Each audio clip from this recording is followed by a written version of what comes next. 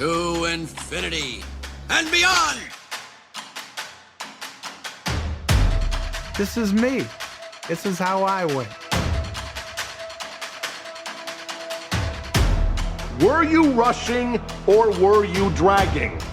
Answer! You're a wizard, Harry.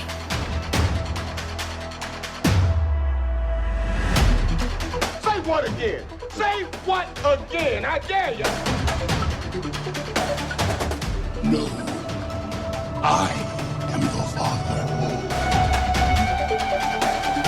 Hasta la vista, baby. Are you not entertained? Are you not entertained? And here we go.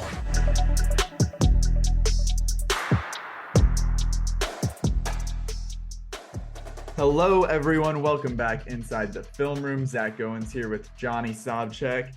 It's December, so there's one movie we're talking about. Came out December 1st on Netflix. It's been in theaters. Johnny's seen it a long time ago. He's an expert in this by now. May, December. It's topical. The people are talking about it, so we're going to be talking about it too. It is a major awards player. It's going to be a great episode talking about that. We're talking about a lot of trailers, exciting news out of Comic-Con in Brazil. Johnny, how excited are you for this episode? Because we also have a snippet of new Dune, not a snippet, a small amount of new Dune content to discuss as well. So you're just like frothing at the mouth, I imagine. Yes, Zach. Great to be back on the show. A lot of exciting stuff to talk about. Dune, obviously, first and foremost in my brain as usual, but it's been a great last few days, great week, really, in terms of entertainment news. And as you mentioned, May, December, releasing on Netflix finally after a short, limited theatrical release in the last couple of weeks. So, I'm excited to get deeper into our thoughts here, and should be a good one. Absolutely. Before we dive into all that, make sure you're subscribed to our newsletter, The Rewind, so you can get everything inside the film room delivered straight to your inbox. All the latest episodes, reviews on the website, all that good stuff sent directly to you. And you can find that on our website or on our social pages to subscribe. But before we get into the usual stuff, what we're watching, the stuff we just talked about, Comic-Con, the review, what's going on, Johnny? How are we? I know it's a busy time of year with the holidays, but also we're in the midst of award season, screener season, packages getting delivered by the boatload to our door as far as, little brown envelopes with screener discs in them. What's the must watch on your award screener list right now that you haven't gotten to that you're really, before we vote, before NCFCA rolls around, you need to see that? Yeah, absolutely, Zach. It's one of my favorite, if not my favorite time of year, between all the movie and award season stuff and the holidays. That gives us plenty of time to get into the screeners that we get. We've gotten plenty so far, as you mentioned. To answer your question though, the main one that I need and want to see before any voting happens is the one I haven't gotten yet, and that's the Zone of Interest from A24. Mm-hmm. We have gotten a plethora of A24 titles so far, so definitely appreciate that, including some ones I haven't seen, a couple that I have already, which is good. But that one is still missing. I think it may not be the only one missing from A24, but I think that we will have some more coming soon, hopefully. But that is my highest priority, knowing that, debuted at Cannes, premiered at Cannes months and months ago now. It's been one of the most talked about movies of the entire year, I think, and it's all been very much glowing reviews. So I think that's one of the big ones that could be like on a very much high upper echelon in terms of my feelings, and especially when it comes down to like voting. For sure. Any surprises so far from what you've have you even like dived in fully into like catch up mode as far as rewatching or not rewatching, but stuff that you may have missed that you are getting sent so far? Yeah, so I briefly touched on Saltburn, I think, on our last episode. Yeah. That was a screen shot, fortunately. Wasn't one that I loved, but I will say the one that I just watched over the weekend, starting the weekend, was from also MGM. It was American Fiction. And we got a link and a physical screener for that one. Threw it in kind of on a whim on Friday night after we had already been out to the movies, Reagan and I, and we wanted something a little bit maybe lighter or funnier. And American Fiction certainly is very funny, one of the funniest movies of the entire year. but also it was more than and better than what I expected in terms of the story and kind of the themes and the characters, and of course all the performances are fantastic. Jeffrey Wright is the lead. This is one of my, I think, right on there in my top 10 of the year, right on that kind of outer edge probably.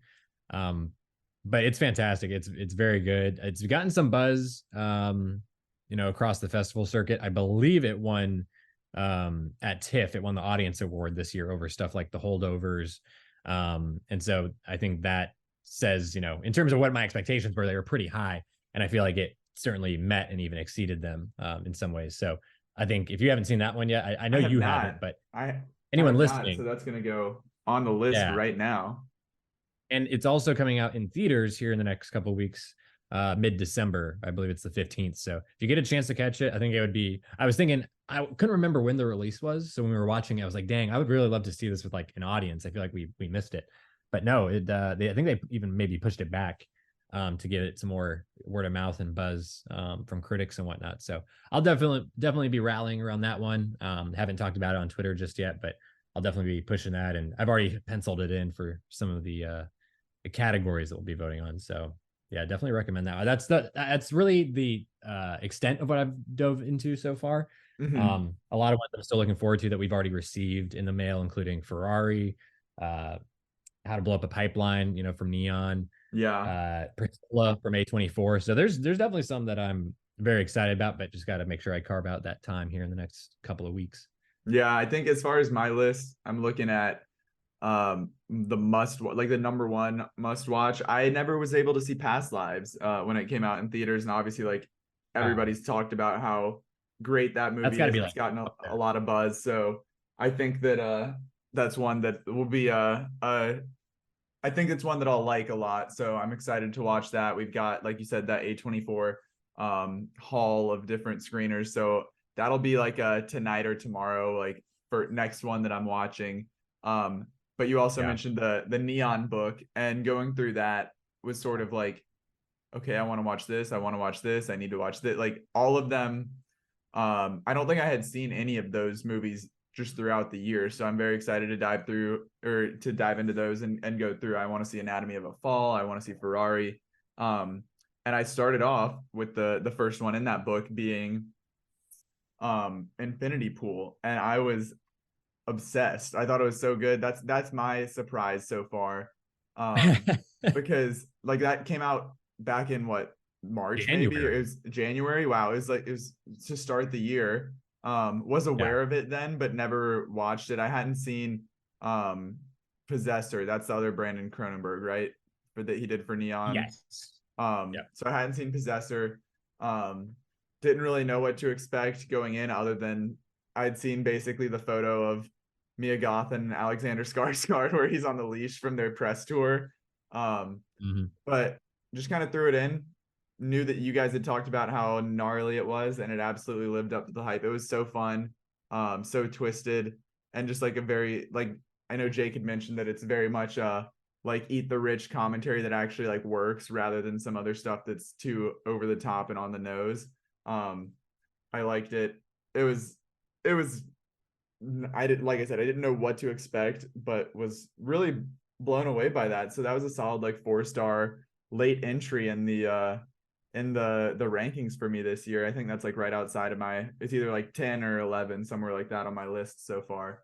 So that was definitely, I gotta take just a moment. I gotta give credit where credit is due. I'm proud of you for not only liking it, but taking the chance to actually watch it, because it's an interesting viewing experience for sure. And you really have to kind of go with what it's doing. But if you had asked me before you watching it, like what you would have thought, I definitely would have thought it would have been mixed to negative.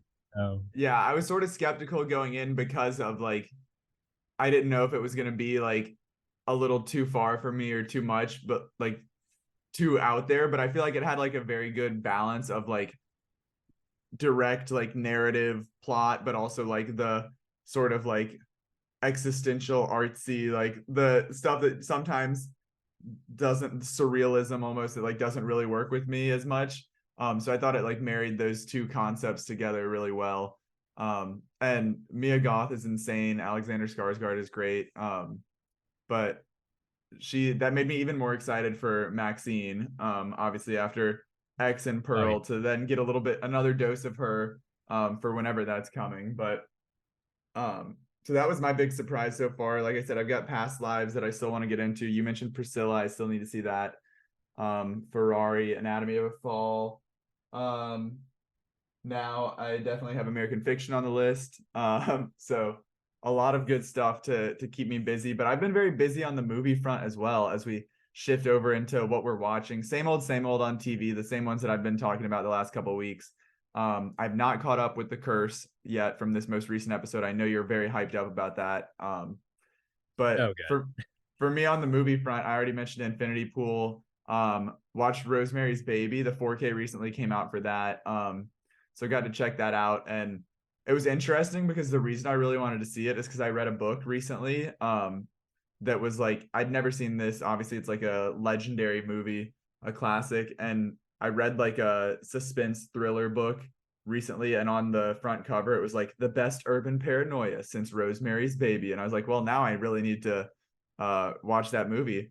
And I did, and it was basically like, okay, so this book just took like 80% of Rosemary's Baby and made it into a book. But it was really good. I like that a lot. And then I've been rewatching on a big spree. I know we finally got the Oppenheimer 4K that came in clutch. Rewatched that, showed it to Rebecca for the first time, and she was a fan. Wow, she hadn't seen it? No, she hadn't. She had not Barbenheimered. She had just Barbied over the summer. So now we got the Oppie in there, and she was a fan. I know last time we podcasted, we were talking about I was talking about Ballad of Songbirds and Snakes. So we're full on in our Hunger Games era. Rewatched the first one. I think we're gonna watch Catching Fire tonight. And then I know in our group chat we've talked a lot about the Pirates movies. Just like, I feel like it pops up like every, I don't know, 3-4 weeks. Somebody says something about the Pirates of the Caribbean movies, and I always rewatch Curse of the Black Pearl, but really want to finish out the original trilogy. We're not going to get into like 4 or 5, whatever they're on now. But rewatch Dead Man's Chest, and that thing still rips, still goes so hard.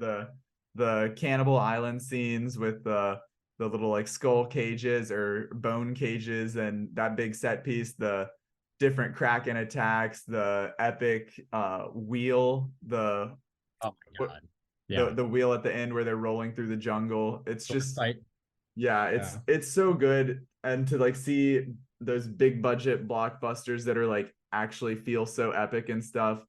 I'm so excited to continue on that watch with At World's End and get into the maelstrom and how absurd that is at the end of that movie. But that was a fun rewatch. And then my last one here, I don't believe you had seen it. We talked about it on in the group chat, and I checked your letterbox, but About Time is one of my all-time favorites. Very different vibe than Oppenheimer or Rosemary's Baby or Infinity Pool. I needed something like pure and wholesome after all these crazy watches. But it is the most devastating like father-son movie that's packaged up as a cute rom-com with Domhnall Gleeson and Rachel McAdams. And it is, I watched it by myself. Rebecca like popped in for a little bit and then went to go read. And thank God she did go away, because I was like, it was 11:45 at night. I was sitting on the couch bawling my eyes out, like openly sobbing at the end of the movie. I like texted my parents and I was like, I just love you guys so much. And then I had to like send in parentheses, just finished watching About Time, because we'd watched it like as a family years ago, so that they had the context and didn't think I was like going through some sort of breakdown in the middle of the night. But it's so good, and it's so interesting to see. It came out in 2013, and to look back at it now, like Rachel McAdams was obviously like an established star. Domhnall Gleeson has been like well off, and then Margot Robbie's in it as a side character. That was the same year as Wolf of Wall Street, so really her blowing up in 2013. Oh my God, and Vanessa Kirby is in it. So she was, I guess on the come up at that point. She's in it, Yeah. and then Bill Nye obviously is like a legend. He's the father in the movie, and then I can't think of his name. The guy that plays Lord Cutler Beckett in the Pirates of the Caribbean movies. He is He's in it. so good. So I watched Dead Man's Chest in like that day, and then About Time that night. So I was like Bill Nye and Cutler Beckett in the Tom same movie. Hollander. Tom Hollander, yes, Bill Nye and Tom Hollander in back-to-back movies today that are very different vibes. What are the odds? So that's my recommendation for you. Go watch About Time. It is so good, and just like it just makes me feel so happy, but also sad at the same time. Well, that's been on my list for like years. Like you said, it's been out for a decade now. Yeah. And I've always heard things, and it always seems like really cute and like really like well done. So maybe I'll make time to watch that. This is it set around Christmas? I'm sorry if you mentioned that, but It is not, but I just happened to watch it because I think I'd seen like a tweet about it, and I was like, you know what, I haven't seen that in a while. Let's rewatch it. I've got the Blu-ray. But well, real quick, I will mention, since you brought that up before we move on, the last night my dad's been in this groove of wanting to like show me and Reagan like movies like as a surprise, basically. Movies that like he loved or like his scene. And we did The Bodyguard a couple weeks ago, which I don't know if you've seen that, but with Whitney Houston, Kevin Costner. And Kevin Costner. I have not seen that, no. I hadn't seen it, obviously, but I really liked it. It's good, so you should give that a look at some point. I feel like that is like a very dad memories. movie. Yeah, no, it's got strong 90s dad vibes. But then last night what we watched was The Holiday with Kate Winslet, Cameron Diaz, Jude Law, and Jack Black, among others. And I don't know if you've seen it, but like, again, that's one it's pretty famous, especially around Christmas. That was never necessarily like on my radar, but I had heard of it and seen a lot about it, and I actually really liked it. I thought it was better than I expected.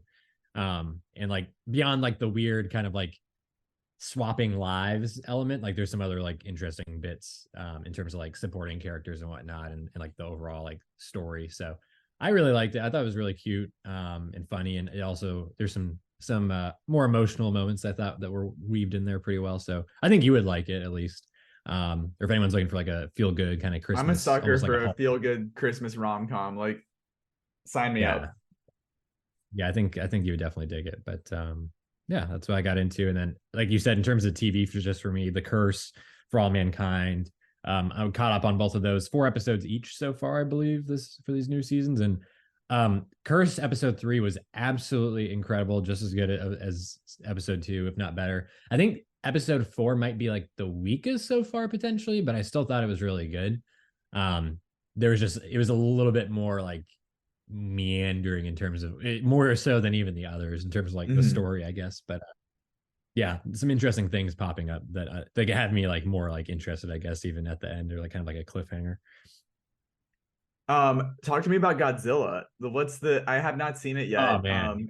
I thought about trying to find a screening yesterday at some point, but wasn't able to.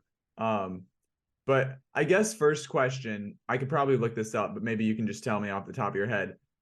Like, is Godzilla just like public domain, the character, the IP? Because this is not like this has no connection to the monster verse of all of the like Kong and Godzilla, Monarch, all of that stuff. This is just like a standalone Godzilla movie, right? So I don't want to like try and school you here, Zach. But because frankly, I'm not that familiar with Godzilla as you said, like a property or like a franchise, and kind of like the origins. I know the original Japanese film came out in the 50s, and that's where everything else is like sprung from. So that was done by Toho, which is basically, from my understanding, like the company that created, like owns the rights and the property and everything. They've been behind pretty much every major Japanese Godzilla movie, or Godzilla versus whomever for decades. And the American films are basically in agreement with Legendary. They have a deal in place where they basically can do the English language or like Hollywood versions. Okay. of Godzilla. So it's entirely separate. Basically, they're giving them opportunity to make these big Hollywood type movies and get something from that, but then also still do their own kind of more low key projects like this, or like Godzilla Shin from 2016, which was the most recent Japanese one prior to Godzilla Minus One, which came out this week. And so we're that's kind of how that Legendary's basically making the Sony Spider-Man movies at this point.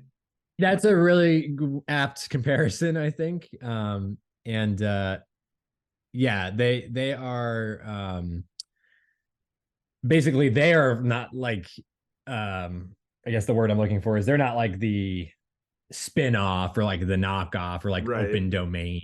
They're actually like the original. And frankly, I said this in our chat the other night, but like, I've been a big Godzilla fan since I was a kid. I remember seeing Godzilla 2000, which was a Japanese Toho movie, in theaters when I was like 4. And you know, an appropriate movie for a 4-year-old. Yeah. And I'm sure it was like English dubbed or something, or whatever the case may have been. But there's the Roland Emmerich Godzilla movie, which of course everyone like kind of hates or thinks is terrible.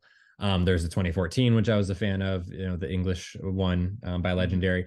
But I hadn't seen a Japanese. I haven't seen the original. I haven't seen any of the other, you know, 30 movies or whatever that have come out from Toho. So, but when I saw that this was really well received and was coming out like in a pretty wide release, I was like, oh man, like I think that'd be pretty cool to go see it in theaters. So took Reagan, and we both loved it. I mean, we thought it was awesome. The best Godzilla movie I've seen, I think, which it doesn't say a lot because, as I pointed out, I haven't seen that many. But I think in terms of the storytelling, the themes, the acting, the characters like in general, and also like the spectacle and like how the action, like the effects are factored in. Very, very different. I think everyone by now, if you're on Twitter, you know, whatever, you've seen that they're like, oh, the budget's only $15 million or whatever the case may be. Which again, I don't know how the budgeting and like the producing part of that works, but it looks incredible. It sounds incredible. Godzilla as a character and as like a spectacle is fantastic, but then the human story is really the heart of it and like the strongest point. Actually quite emotional at times, which I don't think you really get at all in the American versions, in my opinion. So I thought that was really well done. Not just one of the best blockbusters of the year. I think definitely one of the better movies I've seen this year. You know, top 15 maybe or something like that. So I think you would like it, Zach. It's definitely, you know, I was impressed when we went. You know, I'm not in a big city or like LA or New York where every movie is going to be full basically, but when we went, it was pretty full, like in our theater, and like people were like really into it. Like there was like gasping and like kind of like cheering at certain parts. I think Godzilla has like obviously like a built-in fan base, a to universal some extent. fandom. Yeah, but for like, you know, in an American town like in North Carolina, for people to go to a Godzilla movie and like be really into it, with, mind you, subtitles, like the scary.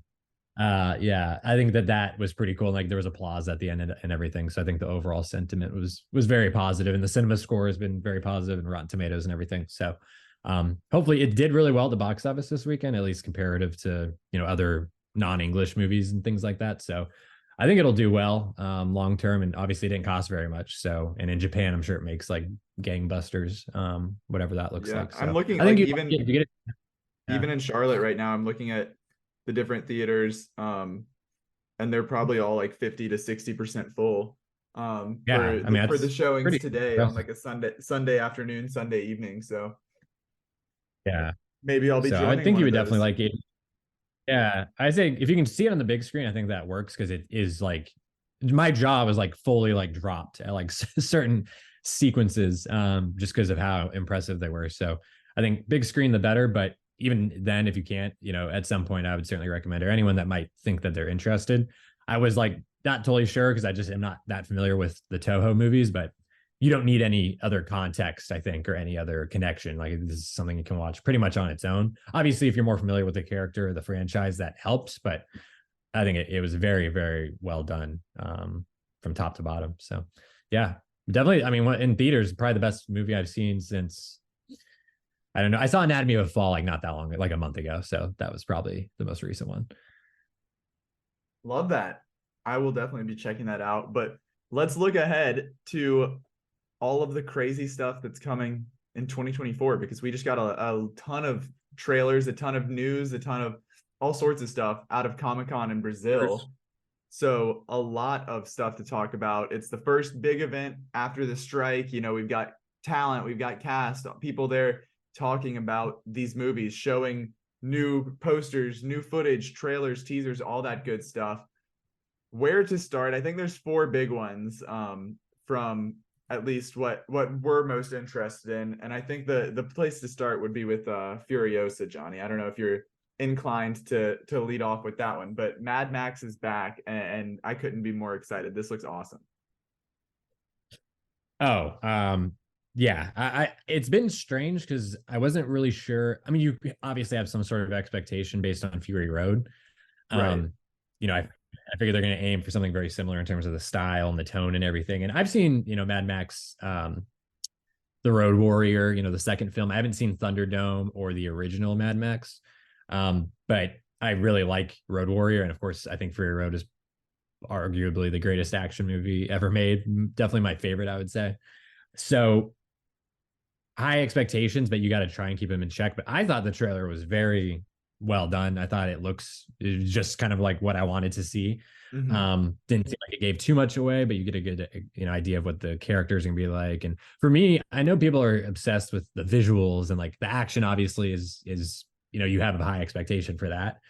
But for Fury Road in particular, like I love that movie for all that other stuff, but like Max and Furiosa and Nux and, you know, Immortan Joe, I think is a great villain. Like the characters and like the world and like just the atmosphere and everything is, to me, that's, you know, one of the most important things. So I think if they can nail that, and this was actually written before Fury Road, I think, or at least it was written a long time ago. It was written like 20 years ago.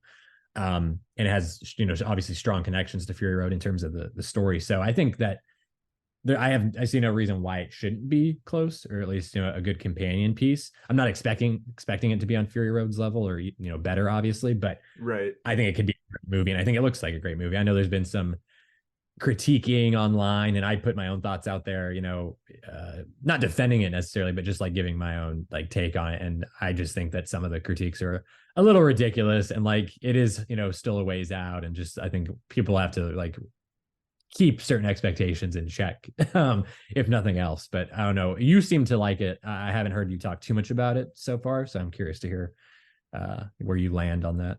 No, I totally agree with a lot of what you said. I think that as far as I haven't seen the other Mad Max movies beyond Fury Road, so I definitely want to check those out before this.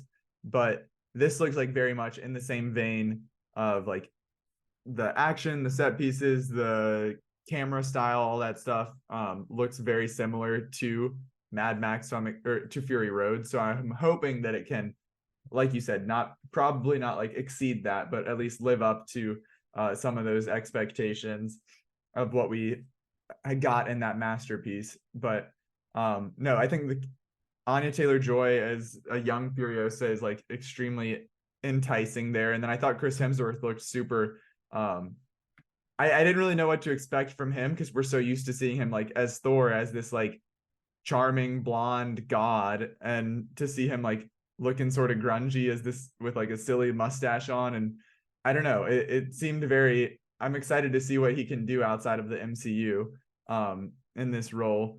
But also you mentioned Immortan Joe as like another character from Fury Road. We get glimpses of a younger version of him here, so I'm excited to see how the story, the way I was talking about like Songbirds and Snakes last week, of being like it enhances the story rather than like feeling unnecessary. So that's a big thing here for this one, because like you said, that story outside of the action and the spectacle of Fury Road, the story is still good and the characters are great. So I'm curious to see how this one fits into it, if it's going to be like enhancing and all just like great stuff, or if it's going to feel like forced to try and make this. But like you said, since this was written prior to Fury Road, hopefully this is more of that like necessary foundation and not just something that was superfluous and added on after the fact. Yeah, and I like what you said. I agree with pretty much all that, but also, you know, talking about the cast, I didn't fully like, obviously like in the trailer, by the end of the trailer, I could identify Chris Hemsworth. I knew he was in the movie, but the first shot or two, I think, with him in it, I didn't realize it was him, or at least It on the took me a first one. second. It took me a second. And then Yeah. I was like, wait, he is the co-star here. And of course he's doing like an exaggerated version of his regular, Australian accent. And it looks like prosthetics maybe and some pretty heavy makeup and the hair and everything. So very different. And like, honestly, outside of Rush, from Danny Boyle, or In the Heart of the Sea, from Ron Howard, like I can't really think of too many other movies I've seen him in, beyond Thor. Like he is so ingrained in that character and in that franchise, and he is a very talented actor. So it's just like it kind of sucks to not see these people like in other movies. We've talked about, or everyone's talked about, Robert Downey Jr. and Oppenheimer. Like, oh my god, like he's a completely different person, and like you forget like how talented he is. I think the same could be said for like Mark Ruffalo, like in Poor Things, or Tom Holland. People talk, The Crowded Room on Apple. I'm really, really excited. Anya Taylor-Joy, I think, will be very good as Furiosa. It's kind of hard to like top, obviously, Charlize Theron, but right. I think Chris Hemsworth, and like how nutty he seems in this role, I think he's just going to be like a live wire and very, very fun to watch. Like he could run away with the whole thing. And Immortan Joe, like you said, I think that'll be cool to see how that character is treated and expanded. And we have the War Boys are back, and they're always pretty interesting. So I think that it looks good. It looks like what I was hoping to see. So I think my expectations were pretty well met, if some others were not, it seems like. Yeah, I'm looking at Chris Hemsworth's roles outside of, so like obviously we've got Thor, you mentioned Rush. I have not seen that. But I'm trying to think what I've seen him in, and Extraction plays Tyler Rake there in the Netflix action movie. I have not watched that. It's a great action movie. It's silly, but it's like some extreme action. But that's not really like a great character study for him to dive into or anything. I didn't see 12 Strong. Bad Times at the El Royale, didn't see that. Men in Black International, didn't see that. What else? The Huntsman movies, Snow White, those movies, didn't see those. So I'm not seeing a great list. Yeah, exactly. I did see the Ghostbusters reboot when he was like the nerdy assistant, which was a very different role for him. But yeah, not a great list to put together. So if this can be anything like sort of close to a Fury Road level movie that can like really be like a wow piece on his resume, that would be awesome. Because he is so much fun, but just need to get him in some good movies here. It's like, I think it'll be comparable to like Nicholas Hoult in Fury Road. Like he was just so fun in that role. Like he's someone else who like is so talented but hasn't really had all the best like projects or like opportunities to like really show off outside of like The Great, for example. But I think I think there will be a lot of fun. I mean, the Mad Max movies are just so fun. Like that's the main thing. And when they're made very well, compared to a lot of other blockbusters, I think I think that it'll do well, is my hope, because I think Fury Road did pretty well back, when it came out, and I think that I'm sure like word of mouth and just the overall Mad Max like value is certainly up. It hasn't been diminished at all since Fury Road with any bad spin-offs or shows or anything like that. For sure. Well, that's coming May 24th, 2024. So that'll help kick off the summer blockbuster season. And another big trailer for summer 2024 that we got at Comic-Con was House of the Dragon season 2, a little teaser there. 75 seconds, I believe, is what they said in their tweet.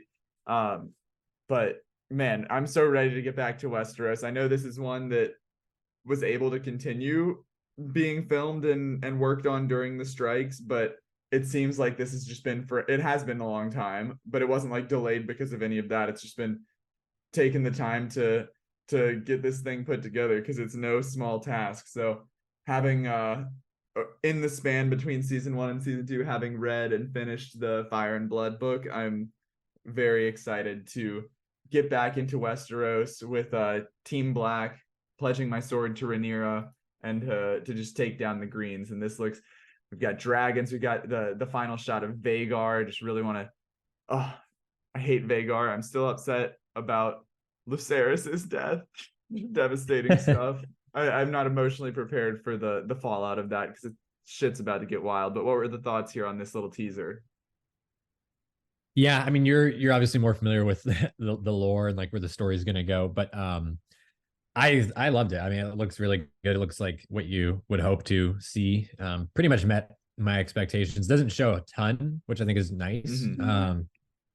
Fairly short, like you said, but you get all the beats you want to see. You get to see all the big, fan favorite characters. You get to see some awesome action and effects and everything else, and the costumes look even better, and the hair and makeup looks even better. It just seems, with House of the Dragon season 1, it was the very first spin-off from Game of Thrones that got to go to like a series order. So, they had high expectations and hopes, obviously, but I think on some level, it was very impressive and incredibly done. But I imagine on some level they maybe were holding back a little bit, like not willing to go fully in, like financially or whatever the case may be. Now that season 1 was literally such a huge hit, I think they just probably threw everything into season 2 in terms of resources. And my expectation is that, it's going to be fewer episodes, I think, by a couple episodes. It's 8 episodes this time around. Yeah. So I think that even shows me more that they're willing to, it may be a little bit less, in terms of the episodes, but I think those episodes are going to be even more packed with quality than season 1 even was. So if it's on that level, I think we're all going to be very satisfied, and everything I saw from the characters and where the story seems to be going seems pretty much right on with what I was hoping, or like expectations. You said you're nervous, obviously, about what's going to happen. I imagine I mean, season 1 was so emotionally, like wrecked in terms of what happens to the characters and everything in the story. I think it's hard to imagine it being worse than that, but I'm like just trying to like prepare myself. It's like, yes, season 1 was tragic and savage, but now, the way that season 1 ended with the death of Lucerys, that now it's like anything goes. There are no rules. So it's gonna get crazy. There's more. We didn't really get until that last episode any dragon on dragon crime, and we're gonna get a whole lot more of that. There's more dragons this time around. We're really getting into the dance of the dragons. We're getting some Starks involved, with Cregan Stark is going to be coming into the picture. Some other new characters, some new potential dragon riders. It's that teaser perfectly like put me back in the mindset of like, okay, you remember how we talked about when House of the Dragon premiered, and we're like, oh my goodness, it's just so good to like be back in this world and to see the epic scale and scope of all of this. Like, that teaser was enough to just like whet my appetite to be like, okay, I'm so ready to get back into this. I have forgotten how great it was. So I'm excited to continue on with this, and like I said, Team Rhaenyra till I die, baby. Yeah, no, I totally agree. And like you have pointed out, I'm all in with the blacks in this one. So, whatever war crimes are going to be committed, I can look the other way. I will absolutely look the other way. Yeah. It's gonna get wild. So I'm excited to have my Sunday nights occupied. I feel like we haven't had a Sunday night HBO show in a minute to really be the one that everybody's gathered around. We need more. Yeah. We need more House of the Dragon. We need more The Last of Us. We need all that good stuff to keep us occupied. But looking ahead, I'm gonna lean on you. What was that? No, I agree with that last thing you said. It's been a while. HBO is where everyone looks to for appointment television viewing, and since Succession, they've been a little bit of a drought, I would say. I mean, they had, what was it, The Idol or whatever the hell that was called? Yeah, the Idol was not what they were looking for.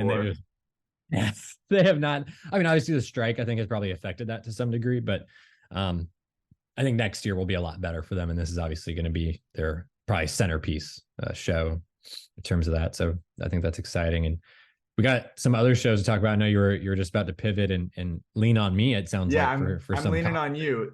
Fallout, Amazon got a new series coming over here. It's based on a video game. I have not played it. I know you have, and the boys in the chat were fired up for this one. I watched the trailer, was very intrigued, have no context whatsoever as far as what we're getting into. I know it's a series of video games, so that's all I know. I'm excited about it. I'll be tuning in based on this first trailer unless things change dramatically. But talk to me, Johnny. How are we feeling about this? Yeah, I'm glad you enjoyed it. This was like a lightning bolt to my nerd brain. I feel like in terms of I haven't thought about Fallout in much, detail since I played Fallout 4 back in like 2016. Um, and I love that game. I hadn't played the previous games. I know Fallout 3 in particular is like one of the most famous, popular, like beloved games ever. I think the fan base, from what I understand, is like less keen on like Fallout 4 and like the subsequent iterations. But I love Fallout 4. I love the world, the style, and everything about what I loved feels perfectly translated into what I saw in this trailer.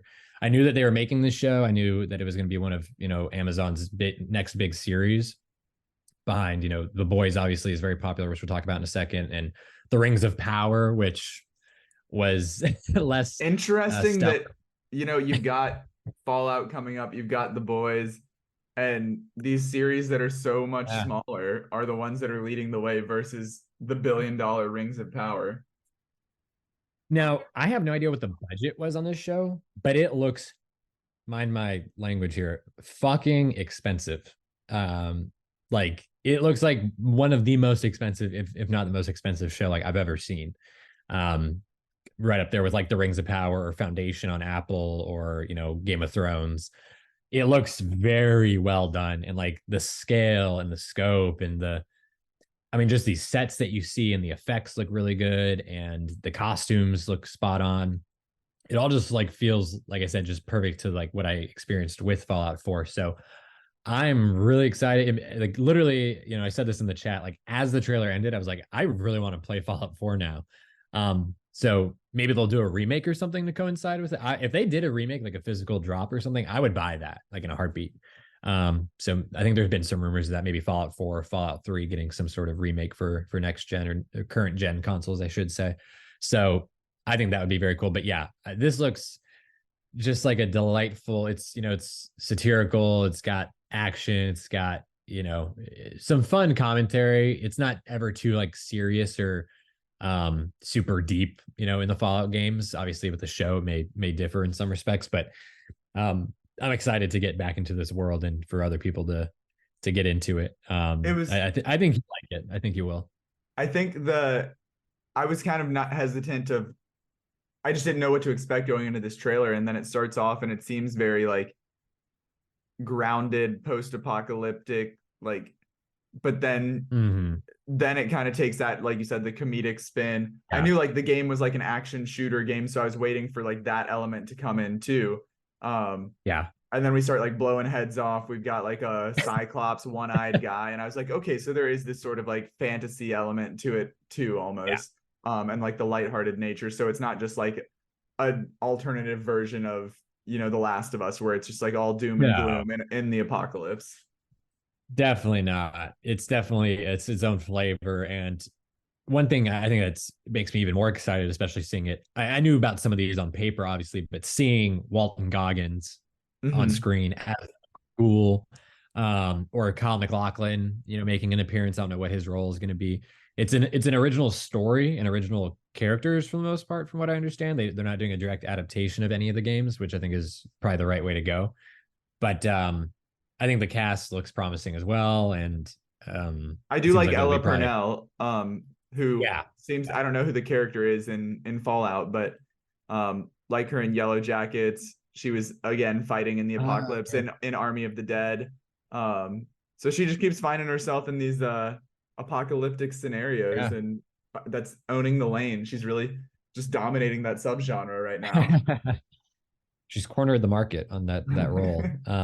Yeah, no, I agree. But yeah, it looks just super, super fun. And I think for my money, this was the trailer that I think I found most exciting, because my expectations were really high for Furiosa and House of the Dragon. I really liked what we got. I thought my expectations were met with each of those, but my expectations for Fallout were fairly low. I just wanted to keep it like, okay, if it's good, it's good. If it looks, not so good, then, whatever, I'm not going to really care. But this is like very much anticipated now, for me, and like has actual like excitement behind it, and I think that's says a lot about this trailer at least. Yeah, I'm excited for it. This is April 12th, so I know we're just talking about some big summer trailers, so this will be a good way to ease us into that action-packed summer. And final one here that we're going to talk about, again, leaning on you. I'm only on season 2. I still need to catch up. The Boys season 4 trailer. You just wrapped up Gen V, and now that's leading directly into this new season. I haven't even watched this trailer because I don't want to spoil anything for what's to come. I know I'm very far behind, but instant reactions, thoughts on The Boys? It looks good. It like, I really like The Boys. I think it's a very good show. I'm not sure it's like an amazing show necessarily. Like, it's just, it has its lane of being like a fun, irreverent, Right. gory. I'd agree with that from what I've seen so far. Yeah, it like never has hit like super emotional highs for me or anything. Everyone knows and agrees the absolute standout, like number one reason to watch this show. Take a guess, Zach. Is for Anthony Starr as Homelander. Mhm. Like, it's one of the best performances on TV right now, or any that I've seen. He's incredible. So like, so much of it is based on him, but then when you come to the story part of it, like, it is very much about like killing him or stopping him. And that's been going on for a few seasons now. Obviously that's like typical TV, plotting, but Right. I wonder, in terms of just from what I saw in this short trailer, like, it's not showing me anything like super like exciting or enticing in terms of like new or a way to pivot. I think last season did a good job because it had the whole concept of compound V being used to varying degrees, so like that was kind of a new hook. But for this one, like, I'm not like feeling like anything necessarily like grabbing me with it. I'm still going to watch it, obviously. I'm not going to stop now, and I enjoyed Gen V season 1, and it seems like those will be tied in to some extent. But yeah, I'm all, it's mainly like Anthony Starr, like he is like the main attraction, and he looks great like in the trailer, so that's expected and promising. But outside of that, everything else looks good, but not like, oh my god, this would definitely be like, out of the 4 trailers we've talked about today, like my number 4, like easily. Same, because I don't watch it that much. So I'm aligned with you there. We don't know a date yet for this. TBD 2024 is all they said. But maybe I'll catch up by the time that comes out if it's late 2024. But I know that was all of the teasers and trailers that we're going to cover. But Johnny, we also got, I teased it off the top, a little tiny bit of Dune, a little breadcrumbs. What are we thinking about these new character posters? Any big breakdowns here, or just revving your engines and getting excited for the inevitable teaser trailer drop? Yeah, I mean, I am definitely revving my engines. It does feel like crumbs, obviously, but I mean, we haven't gotten anything like official in like new images or anything since like August, I think, at this point, when like the Empire like magazine like spread came out. Mm-hmm. And that was prior to like the delay, I think, or it was right around the same. Well, it was right after the delay, and then we know in the last few weeks it's gotten pushed up a couple of weeks, which is nice. But I mean, I think that they look great. I mean, they're like, I think the actual images are really well done and like well chosen. And so that's always nice. I think posters and like one sheets definitely help in that regard. So I think I prefer these to part 1's character posters, which were like fairly standard. But I mean, I'm just really excited. I know we're going to be getting some more like images or like footage here in the next, it could be in the next 24 hours. It could be in the next week or two. But I'm just like, I'm feeling really good that like we are genuinely on the home stretch now. There's no more strikes. There's no more release date moves. Like, this is it. So that is like the main excitement, just getting everything kind of restarted now, with the marketing and kind of as we go into the new year, like that last couple of months of the push.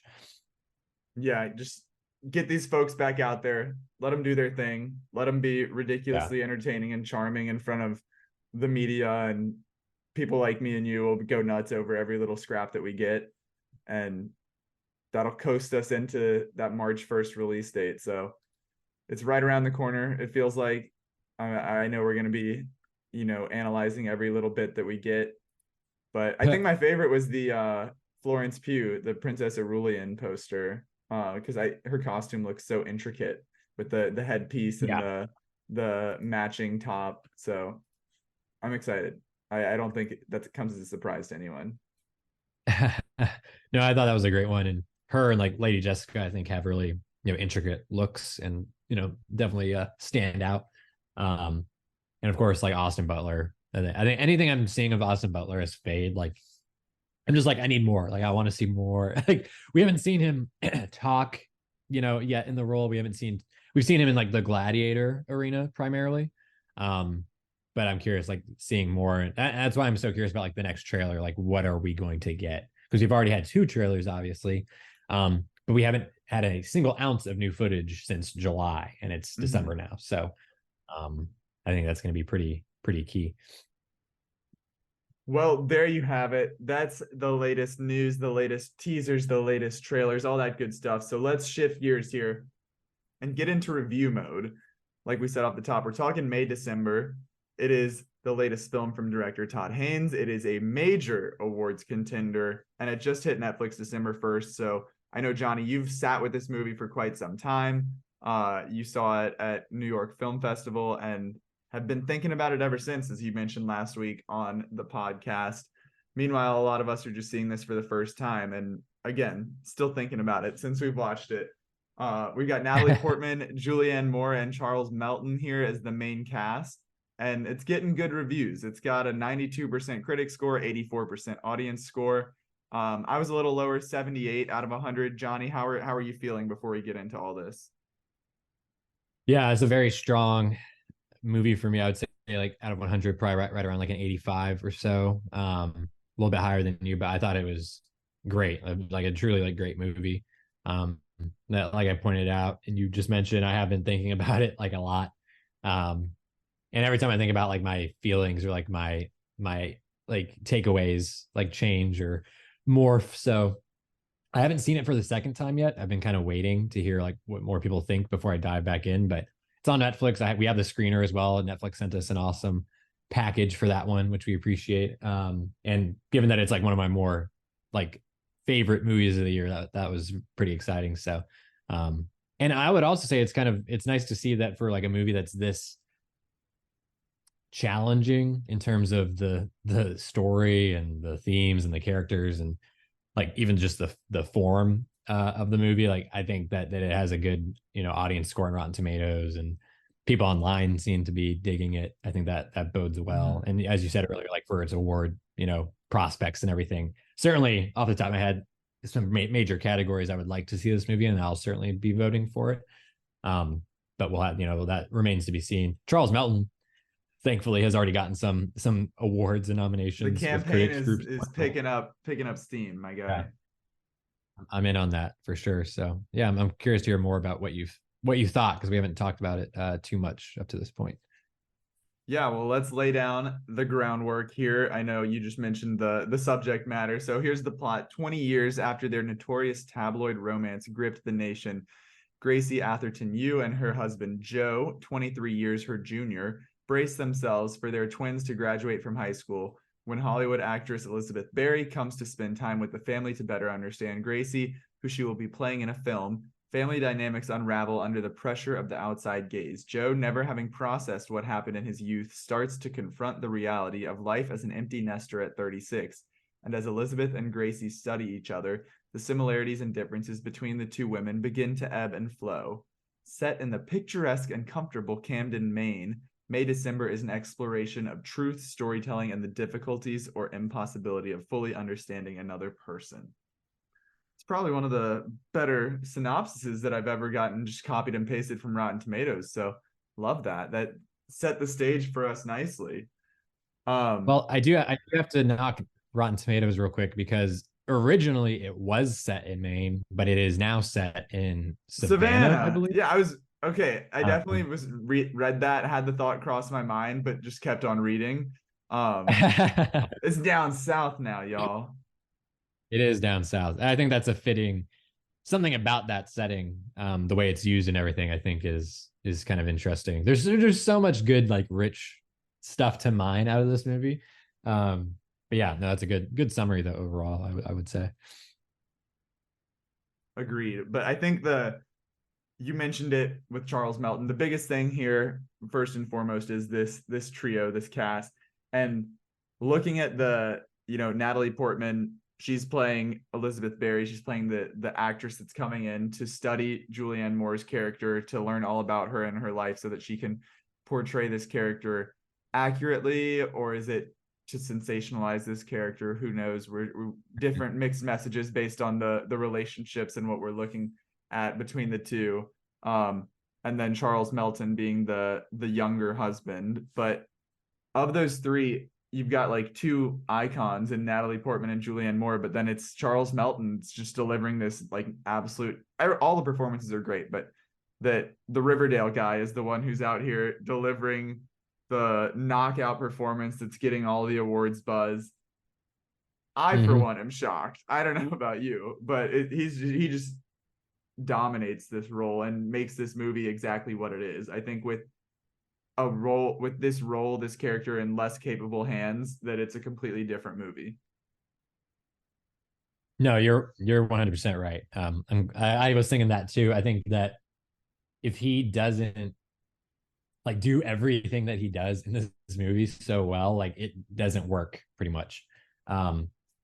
Even with all the other great things in it, like Charles Melton holds it all together. And it is kind of surprising. Like I knew that he was going to be good in it because that's what I'd heard. And he seemed, I hadn't seen him in anything else. I hadn't seen him in Riverdale or any other like shows or movies, but I'm glad I went in fairly blind, like even with the premise and the story. And, it had been out since May when I finally saw it in like October. So there was plenty of time for me to find things out, but I kind of just tried to go in without knowing very much. And I think that was the way to go. I don't know what that was like for you, but just to watch the story and all these little pieces and crumbs like pile up, it was very shocking, in terms of what's actually going on. And that character in particular, Joe, who Melton plays, he, as we were talking about, like he holds it all together, but it's the way his character is fleshed out and like expanded on, like transforms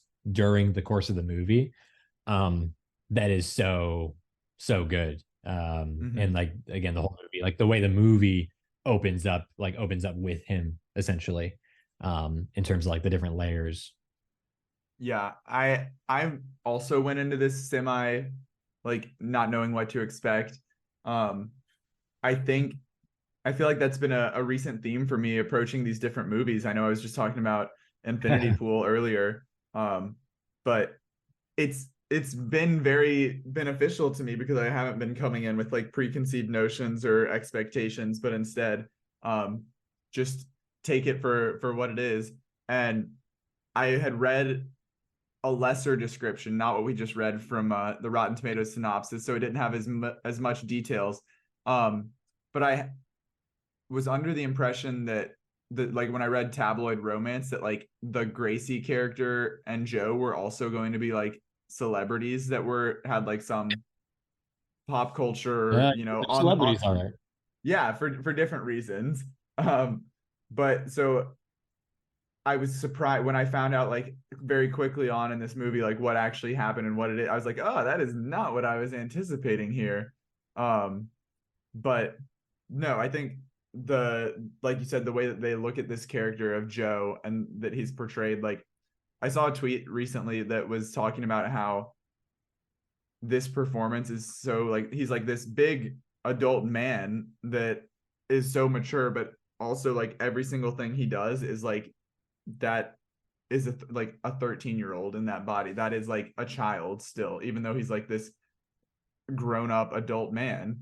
And I think that's so interesting to like, I don't know what it is or how it is, but just like there's something that Charles Melton does in this role that gives off that energy. Obviously there's like with the dialogue as well, but like of how he is like delivering his lines, what he's saying, that you can see the underdeveloped or stunted growth of his childhood traumas, like, and how that affected him. But just like him existing, you still feel that, and it's remarkable to see.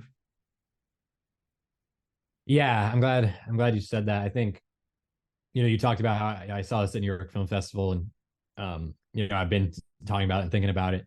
And I do have a written review that'll go up, as of when this episode goes out, basically, that people can read to get like maybe some more in-depth thoughts. But the thing is that like this movie and his character especially, as I've like reiterated, like he is like the heart of it, because everything else going on around him is so messed up and can be very like abrasive and like very like disturbing in terms of like Natalie Portman's character Elizabeth, like how she approaches this whole situation like as an outsider is, you were talking about sensationalizing this whole story for like art, quote unquote. And then on the flip side, you have Gracie, Julianne Moore's character, who she lived this, story, like what happened.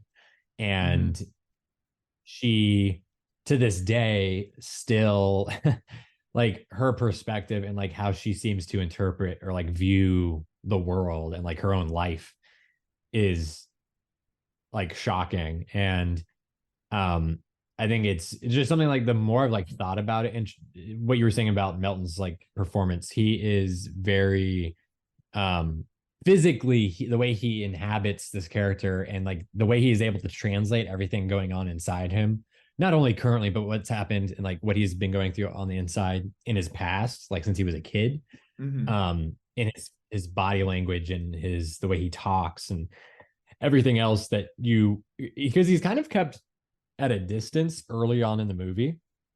And there's kind of a pivotal scene where he opens up to Elizabeth during this pretty key sequence where they're on a walk together, and it's all like in this kind of long take, like going on this walk with them. And it's that, to me, is like that like made me like sit up like in my chair when I was watching it, because like it's very disarming in the movie in the first like half hour or so. It's not a long movie, but for the first half hour, like first act, like you can't really get a grasp on like what's going on or like what the background is, and like how these relationships like function necessarily, which is the point. But it's like disarming you because it like kind of plays to like the humor, like some of the like the melodramatic elements of it with the music or the way that the characters are made to like relate to one another on screen.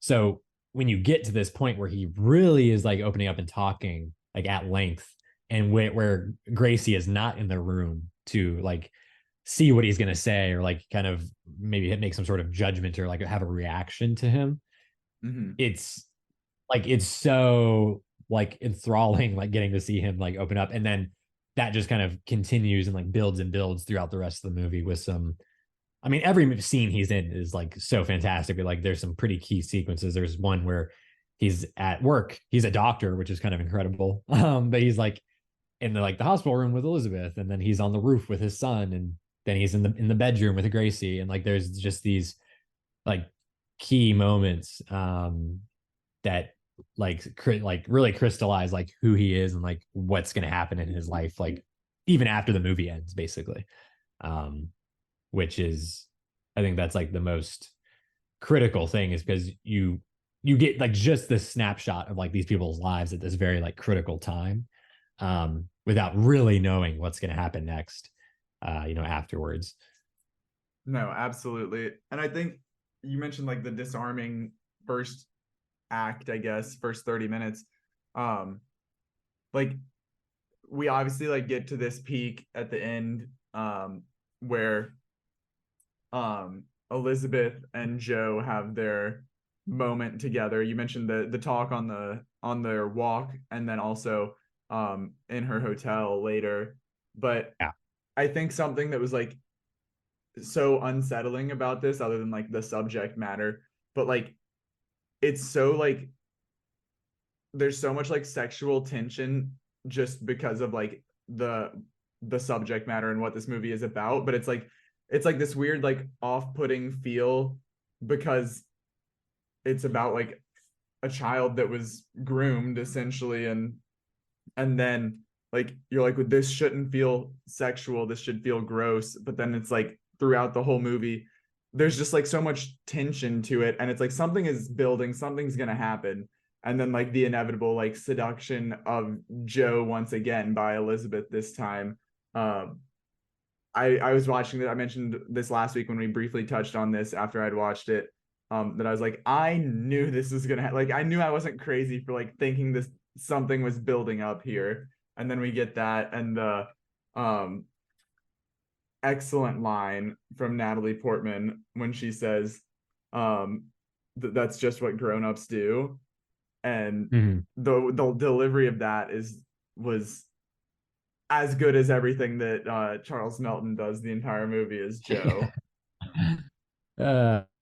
Yeah, I mean the script it's a first time like feature screenplay from this writer, Sammy Birch, I believe. And I got to listen to her talk a little bit about the process and whatnot when I was in New York. Todd Haynes got to talk about the film as well, so I got to hear some insight from him. And some of that information, some of their thoughts is built into my review. But yeah, it's just what I love about this movie, and Todd Haynes, I mean, he's very talented. Obviously, he's one of the great living like American filmmakers, I think. And between Carol and Safe and now this movie, I think what I love about this in particular is it's very sensitive like subject matter, obviously. And it really it's unsettling because it's supposed to be, right? Like this is not something that you should feel comfortable like hearing about and like seeing happen. And it really doesn't, it gives you like pieces to like put together if you want to, or like you have pieces that you can put together in like several different ways. And so it's a very like, it's like open to interpretation in some respects, and it's not clean and like you can just really like have a strong like determination and like definition of like any individual character and also like their relationships to one another. It's and like it really like kind of asks like, especially like let's say Elizabeth, for example, like she's there as an actress and she's trying to see what this was like. And I put in my review that I think this, and strangely enough, two very different movies, but Killers of the Flower Moon are taking a look at like true crime and like the sensationalization and like the like commodifying true crime in very different ways. But like they're very much looking at like, well, is this even possible to be done in a way that's like moral, you know? That's a very interesting comparison.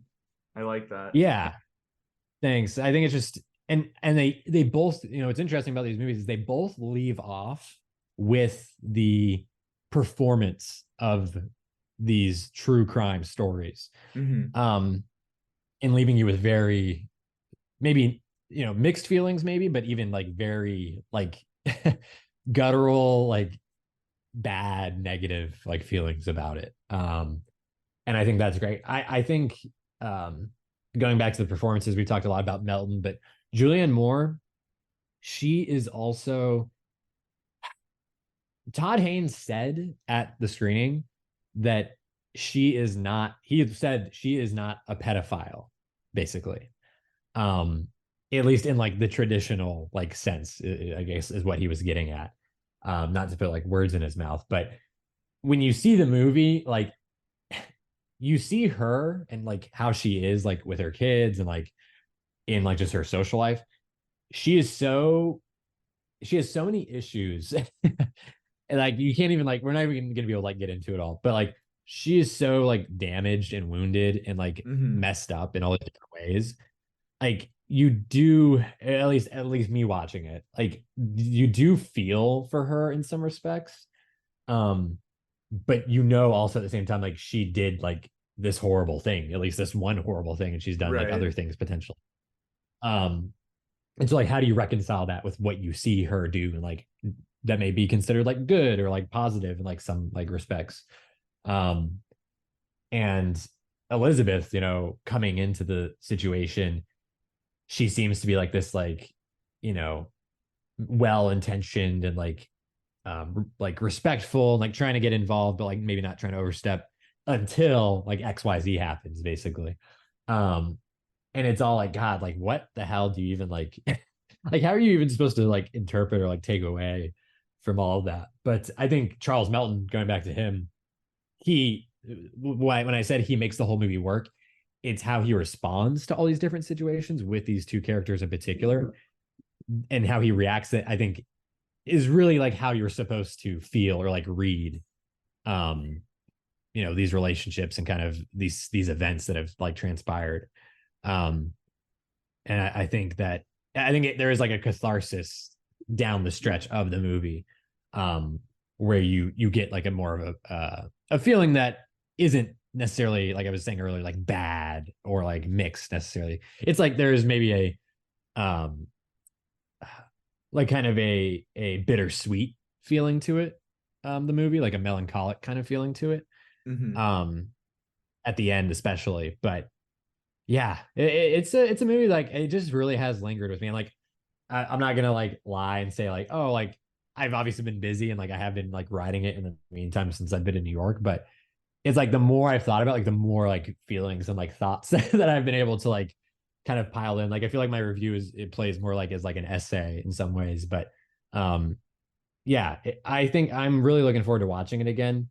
I think anyone that's like maybe unfamiliar with Todd Haynes or like is listening to what we're talking about and like not sure like how they're gonna feel, I think you should still give it a shot.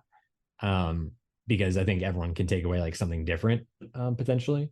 And again, it's something that's not like, it's not sterile in the way it's written or the way it's directed or the performances and like telling you to feel a certain way or like make a judgment necessarily about like any certain way. It's just very like messy and like it's like it feels very true to like real life, and things that we see and hear like every day, whether it's on the news and like the sensationalism, tabloids and things like that, or in true crime, shows or movies or podcasts or whatever the case may be.